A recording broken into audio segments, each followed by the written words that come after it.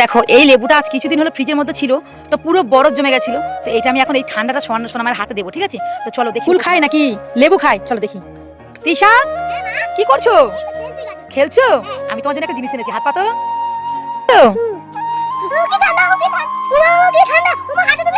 চোখটা খুলে দেখ।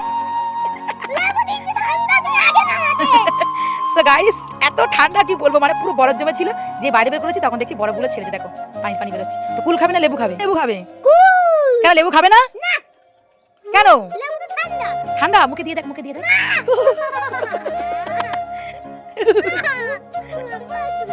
কি ঠান্ডা গাইস, পুরো দেখো লেবুটা দেখো যেভাবে দমড়াচ্ছে, দেখ দেখছিস?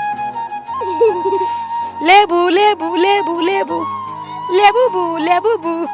দেখো যাচ্ছিলাম তো একজন দিয়ে দিল এই ফলটা, মানে আমাদের পাশে আশেপাশে সবাই দোয়াদুই করে, তো এটা দিল এখন। তো আবার কি দেখো এর মধ্যে আছে শাকালু, কি কি আছে দেখো।